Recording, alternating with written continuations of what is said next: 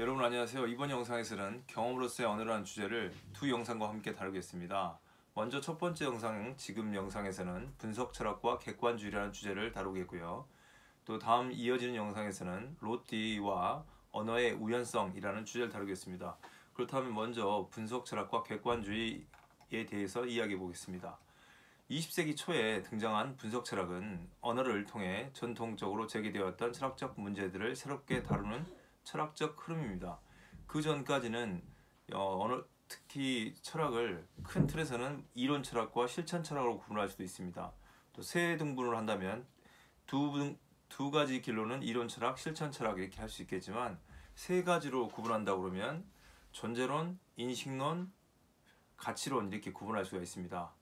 그런데 이제 20세기 초에 흐르는 분석 철학에서는 존재론, 인식론, 가치론 이런 것들을 분석하지 않고 탐구하지 않고 이 존재론, 인식론, 가치론을 구성하는 언어, 글, 특히 명제들을 탐구한 거죠. 20세기 초 등장했던 분석 철학은 존재론, 인식론, 가치론, 이론 철학, 실천 철학 별로 중요하지 않고요. 그게 중요한 게 아니고 그런 철학들을 이론 철학이든 실천 철학이든 존재론이든 인식론이든 가치론이든 그것들을 기초가 되는 언어를 분석하기 시작한 겁니다. 그래서 전통적으로 제기되었던 철학적 문제들을 새롭게 다루는 철학적 흐름이라고 할 수 있습니다.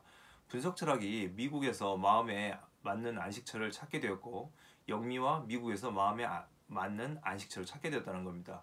이러한 일이 가능하게 된 것은 대부분 두이의 영향력 때문이라고 해도 지나친 말이 아니죠. 과언이 아닙니다. 분석 철학의 운동이 발생하기 이전에 두이는 다른 영상에 본 것처럼 사변적 형이상에 대한 거부와 형이상인데 사변적, 초월적 형이상에 대한 거부와 과학의 학제적 탐구 및 철학적 탐구에 있어 과학적 반복의 중요성을 끊임없이 강조했습니다. 말이 계속 셉니다. 죄송합니다. 이 같은 강조는 미국 철학자들로 하여금 분석 철학의 이런 분석, 과학적 방법, 검증의 방법을 그렇게 낯설게 그렇게 거부가 없이 받아들일 수 있도록 한 어떤 자리마리를 해준 거죠. 자리를 마련해 준 겁니다. 그래서 대부분의 두이의 영향력 때문이라고 할 수 있고 분석 철학의 운동이 발생하기 이전에 두이가 먼저 사변적인 형이상학에 대한 거부와 철학, 과학의 학제적 탐구 및 철학적 탐구에 있어서의 과학적 방법의 중요성을 끊임없이 강조했기 때문에 그렇습니다. 이 같은 강조는 미국 철학자들로 하여금 분석 철학을 쉽게 받아들이도록 하는 토양이 되었고 토양을 제공했다고 할 수 있습니다. 분석 철학은 한편으로는 러셀, 무어, 비트겐슈타인, 그 비트겐슈타인 중에서 전기 비트겐슈타인을 할 수 있겠습니다. 전기 비트겐슈타인을 전기 후기로 구분하는데요. 전기라고 할 때는 논리 철학 논고, 이 본인의 첫 저서입니다. 후기 비트겐슈타인을 할 때는 철학적 탐구라고 말합니다. 전기에서 언어를 통해서 철학을 탐구했고 철학이 끝났다고 말하고 나서 철학을 그만두었는데 한참 있다가 초등학교 교사를 하다 보니까 본인이 철학이 끝나지 않은 것 같다고 생각하고 본인의 첫 번째 전기에 다루었던 내용들이 문제가 있다고 생각하는 거죠. 그거에 대해서 살펴볼 거고요. 이거에 대해서 비판하는 거에 이제 후기 비트겐슈타인에서는 철학적 탐구입니다. 여기 이상 언어라고 하면 일상 언어로 돌아온 거죠. 이건 다음 영상에서 보겠고요. 첫 번째 이걸 중심으로 전기 비트겐슈타인으로 이어지는 논리적 원자론과 관련된다고 할 수 있습니다. 다시 말씀 정리하면 분석 철학은 한편으로는 러셀, 비트겐슈타인의 스승이죠. 러셀과 무어 그리고 전기 비트겐슈타인으로 이어지는 논리적 원자론과 관련되고 분석 철학은 형이상학과 관련이 있습니다. 형이상학적 견해를 비판하는 거니까요. 관련이 있고 다른 한편으로는 전기 비트겐슈타인과 카르납이라는 사람이 있습니다. 독일에. 이 카르납의 영향력을 받은 논리 실증주의의 반형이상학적 견해와 관련이 있는 거죠. 파이글이라는 사람에 따르면 슐릭의 주대 아래 출발한 비엔나 학단이라고 하기도 하고 비엔나 학파라고 하기도 합니다. 비엔나 학단의 발전은 1926년에 카르납이 비엔나 대학에 초빙되면서부터 시작되었습니다. 이 카르납과 전기 비트겐슈타인의 영향력으로 논리 실증주의의 철학적 입장이 형성됩니다. 한편 엄슨은 여기 베리 그로스라는 분석 철학의 책에서 엄슨의 내용을 다루고 있는데요. 엄슨은 이러한 분석 철학의 흐름을 초기 실제론, 초기 실제론과 분석 철학자니까요. 초기 실제론과 분석, 논리적 원자론, 논리 실증주의, 일상 언어학파 이렇게 네 개로 구분합니다. 첫 번째, 초기 실제론과 분석, 논리적 원자론, 논리 실증주의, 그리고 일상 언어학파.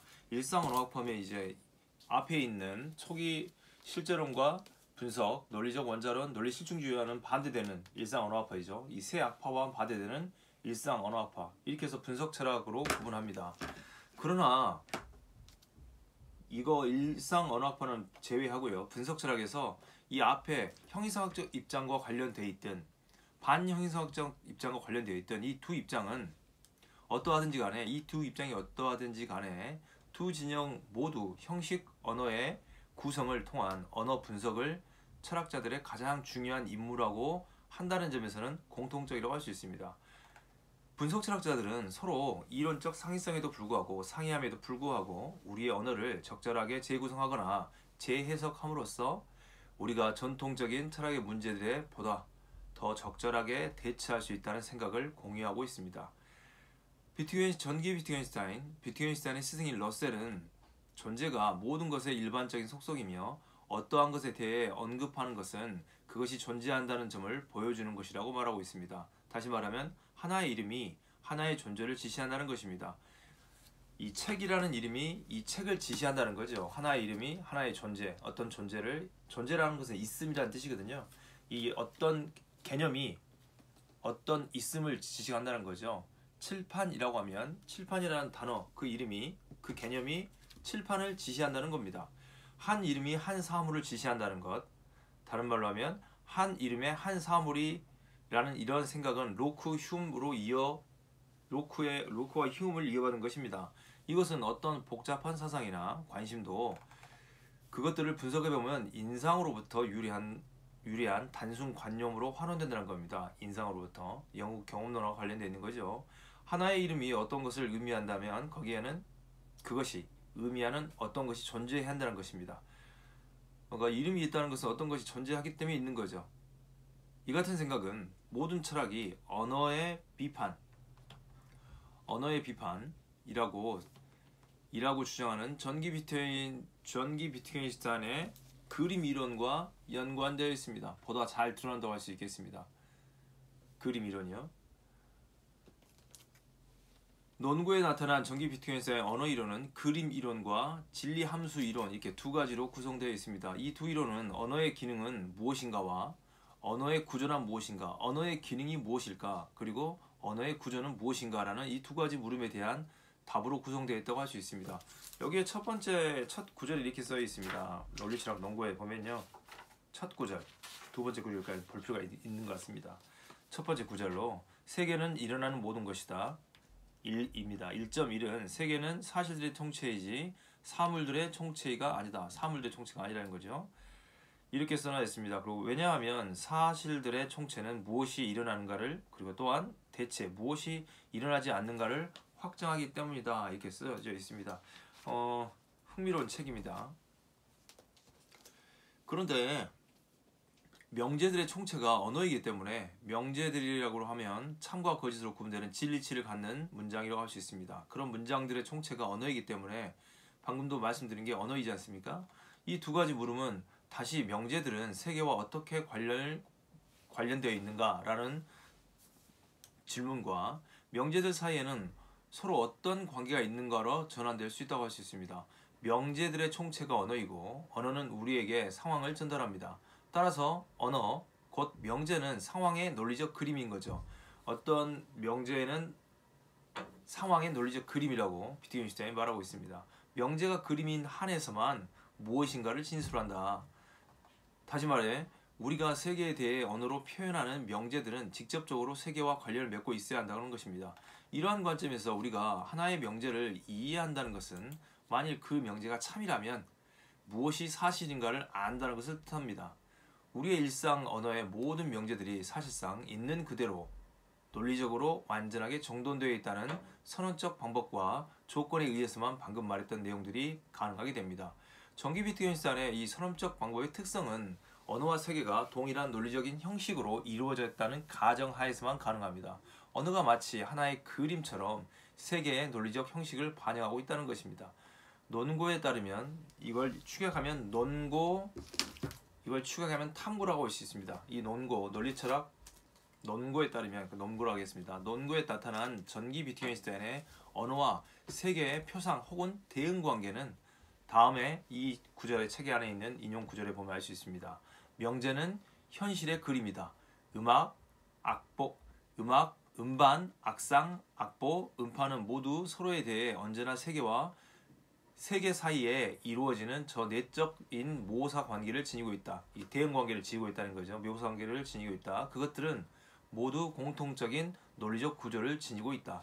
하나의 이름은 하나의 사물을 대리하고 하나의 이름은 다른 하나의 사물을 대신한다는 거죠. 대리한다. 그리고 그 이름들은 서로 결합되어 있으며 그래서 그 전체는 하나의 활인처럼 사태를 표상한다고 합니다. 이름과 대응하는 하나의 대상이 있어야 한다고 가정하는 전기 비트겐슈타인에 따르면 이름은 대상을 의미하고 대상은 이름을 의미하기 때문에 지시하는 대상이 존재하지 않으면 그것은 무의미하다는 거죠. 이것은 리모컨입니다. 이 지금 영상을 촬영하는 리모컨.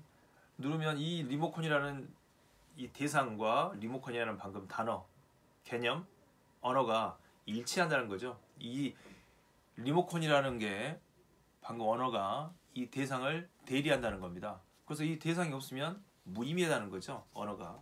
이 비트겐슈타인, 전기 비트겐슈타인의 관점에서 명제들을 가지고 의사소통하는 인간에게 의미는 오직 언어와 대상의 일치, 리모컨과 이게 일치할 때 곧 대응 관계를 통해서만 확보된다는 거죠.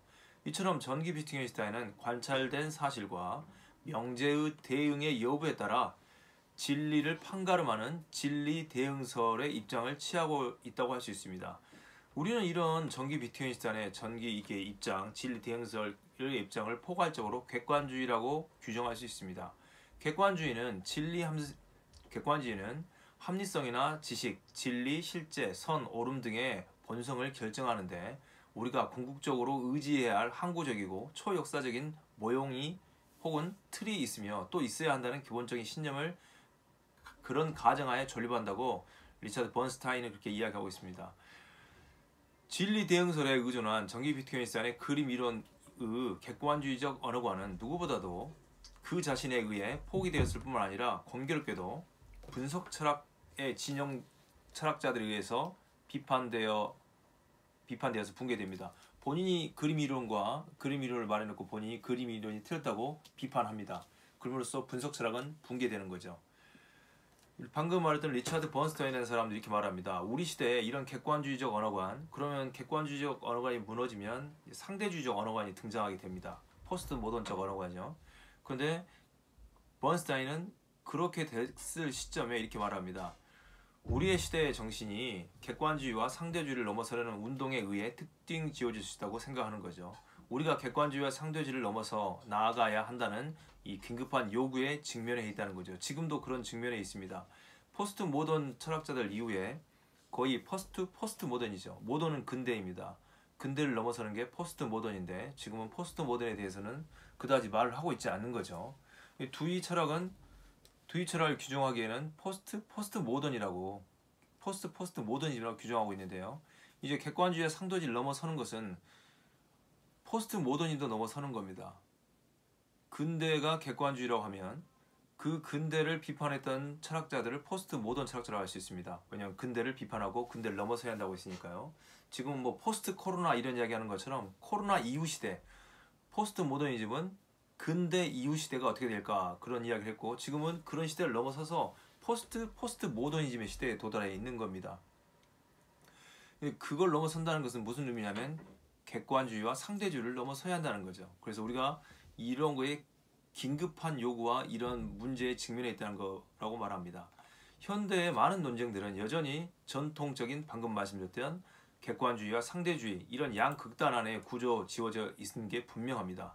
결국 우리에게 열려있는 유일한 가능성이 있는 대안은 지식, 과학, 철학, 언어 그리고 4차 산업혁명에 맞게 과학에서 철학, 언어를 궁극적으로 근거 지우는 객관주의나 토대주의 형식을 취한다거나 아니면 어쩔 수 없이 객관주의가 없으니까 어쩔 수 없이 상대주의나 해위주의, 역사주의 혹은 허무주의로 인도될 수밖에 없다는 이것 아니면 저것의 근본적인 믿음이 여전히 존재한다는 겁니다.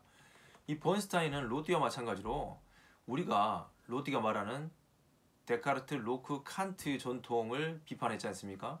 물론 니체도 비판했죠. 플라톤, 그리스도교, 그리고 칸트로 이어지는 윤리 비판했죠. 니체도 로띠도 니체 영향을 많이 받았습니다. 두이 영향도 받고 하이데거 영향도 받고 비트겐슈타인 영향도 받았는데 번스타인은 똑같이 말합니다. 우리 시대에 우리의 지적 전통 끝에 도달해 있다. 마침내 대단을 막이 내렸다. 이제 지적 전통의 끝에 있다는 거죠. 객관주의, 상대주의를 넘어서는 그 끝에 도달해 있다는 거죠. 로띠가 말하고 있는 것은 이 끝에 누가 도달해 있었냐면 두이가 도달해 있었다고 말씀드렸죠. 이 로띠가 말했을 땐 분석 철학과 포스트 모던을 넘어서서 이미 저 끝에 도달해 있었다는 거죠. 번스타인이 말하는 객관주의란 방금 말씀드린 것처럼 합리성이나 인식, 진리, 선, 옳음 등의 본성을 결정하는데 궁극적으로 호소할 수 있는 영원하고 초역사적인, 초월적인 거죠. 초역사적인 어떤 기반이나 구조의 틀이 존재하며 존재해야 한다는 기본적 확신을 의미합니다. 이런 객관주의자들의 주장에 따르면 그런 기반, 어떤 초월적 기반이 존재하기에 혹은 존재해야만 하기에 철학의 과제란, 인문학의 과제란 그것이 무엇인가를 발견하는 것이며 가장 강력한 논거를 동원하여 자신이 발견했다고 주장하는 기반을, 이 토대를 변호하는 것이라고 말합니다. 그래서 객관주의는 토대주의와 아르키미데스적인 점에 대한 추구와 밀접하게 관련되어 있습니다. 객관주의자들은 철학, 지식, 언어, 크게 말하면 인문학을 엄밀하게 근거 지을 수 없다면 필연적으로 회의주의에 빠질 수밖에 없다고 단언합니다. 회의주의 하지 말자는 거죠. 상대주의. 반면 상대주의자는 객관주의자의 적극적인 주장들을 부정할 뿐만 아니라 토대 같은 건 없고 근거 같은 건 없다라고 말할 뿐만 아니라 한 걸음 더 나아갑니다. 가장 극단적인 형식의 상대주의가 지니고 있는 기본적인 확신은 이제껏 철학자들이, 전통 철학자들이 가장 기초적인 것으로 간주해온 개념들을 검토할 경우에 합리성, 진리, 실제, 옳음, 좋음, 선 이런 규범들이건 어떤 것 간에 결국 그 개념들은 모두 특수한 개념적인 도식이나 이론적 구조 틀, 패러다임, 비트겐슈타인 후기에서 말하는 삶의 형식, 사회, 문화에 따라 상대적인 것으로 이해되어야 한다는 사실을 인정할 수밖에 없다고 상대주의자들은 말합니다. 이 상대주의자들은 환원 불가능한 다수의 그런 개념 도식들이 존재한다고 혹은 할 수 있다고 믿기 때문에 이러한 개념이 결정적이고 인류적인 의미를 가질 수 있다고 도전합니다. 상대주의자의 경우에 서로 경쟁하는 대안적 패러다임이 내세우는 주장들을 합리적으로 판결하고 또 통일적으로 평가할 수 있는 실질적 거대 구조틀이나 단일한 메타 언어란 예전처럼 존재하지 않는다고 주장합니다. 예를 들면 합리성의 기준이나 표준과 같은 기초적인 논쟁점을 살펴보면 결국 합리성에 대한 기준은 우리의 기준이나 그들의 기준이라고밖에 말할 수밖에 없습니다. 이전 영상에서 보았던 퍼티남도 합리성을 옹호합니다. 그러나 로띠는 합리성을 거부한다고 했죠. 그런 점에서 퍼티남은 합리성을 옹호하기 때문에 객관주의자라고 할 수 있겠고 로띠는 합리성을 거부하기 때문에 상대주의라고 할 수 있습니다. 그러나 로띠 자신은 자기가 상대주의가 아니라고 합니다. 상대주의를 비판했기 때문에 더 이상 객관주의, 상대주의 논의가 무의미하다고 말하는 거죠. 말하자면 이런 객관적 기준의 틀은 철저하게 불가공약적이라는 것입니다. 불가공약한다는 거죠. 정말로 보편적이고 따라서 역사적이며 시간적인 변화와 무관한 기준이어서 진짜 합리성의 기준이라는 어떤 명칭을 붙여도 좋을 그런 것이 존재한다고 생각하는 것은 이 상대주의에 따르면 환상에 불과한 겁니다. 서양 철학이 생긴 이후로 또는 적어도 플라톤이 소피스트와 프로타고러스는 상대주의자입니다. 그런 점에서 플라톤은 객관주의를 할 수 있겠죠. 서양 철학이 생긴 이후 또는 적어도 플라톤이 소피스트와 프로타고라스에 의해 주장되었던 상대주의를 비판한 이래 객관주의와 상대주의 간의 긴 싸움은 계속되었습니다. 약 2500년 동안 계속되어 온 거죠. 지금도 되고 있습니다. 플라톤이 소피스트와 프로타고라스의 상대주의를 비판한 이래 객관주의와 상대주의의 싸움은 아주 기나긴 투쟁을 가져왔던 거죠. 그러나 이러한 논쟁이 제기하는 복잡한 문제들이 거의 강박관념까지 다가오고 인간의 탐구와 삶의 전 영역에 걸쳐 침투하게 된 것은 최근에 와서입니다. 많은 새로운 왜곡과 방향 전환에도 불구하고 고대의 논쟁, 이 플라톤부터 있어왔던 논쟁은 주목할 만한 연속성을 보입니다. 어떤 연속성이냐면요. 객관주의는 마침내 확고한 토대, 확실성의 토대 내지는 확고한 토대, 존재론적인 근거 지움, 고정된 범주 도식을 찾아냈을 때마다 그런 주장에 대응하면서 확고하고 영원하며 궁극적이고 필연적이면서도 도저히 의심할 수 없는 것처럼 생각되는 것도 회의와 물음에 열려있다고 주장하는 사람들이 있었습니다.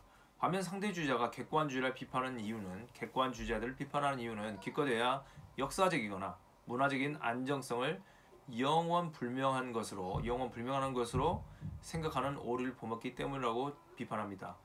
그러나 객관주의자들이 자신의 주장을 옹호해줄 명석판명한 기준들, 데카르트같죠. 명석판명한 기준들이나 안전한 선험적 논증들, 칸트가 생각납니다. 이런 논증들을 발견했다고 주장하게 되면 상대주의자들은 면밀히 검토를 할 경우 그러한 객관주의의 주장에는 무언가 기만적이고 천진난만한 것이 끼어있기 마련이라고 비판합니다.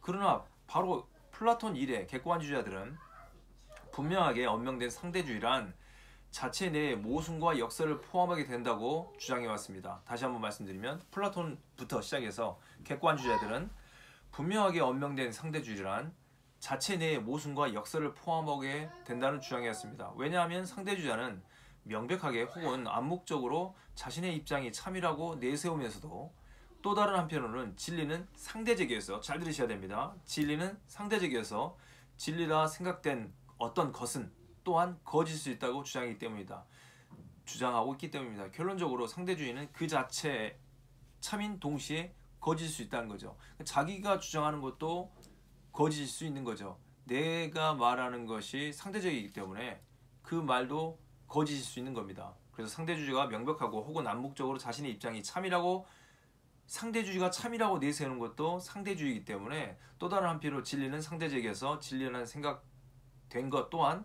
거짓일 수 있다고 주장하고 있는 거죠. 상대주의는 자가당착에 빠질 수밖에 없는 거죠. 자기가 말하는 것도 상대적이기 때문에 내 말이 맞다고 말할 수가 없는 거죠. 내 말도 거짓인 거죠.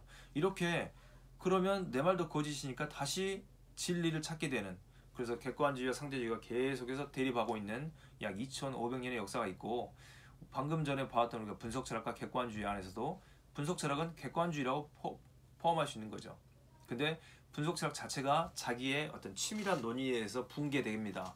그리고 그 붕괴된 분석철학의 영향에 있었던 사람들 중에 여러 철학자들이 이제 다음 영상에서 볼 로띠는 이제 언어가 객관적인 게 아니고 보편적인 게 아니고 어떤 토대가 보편적인 게 아니고 우연적이라고 이야기합니다.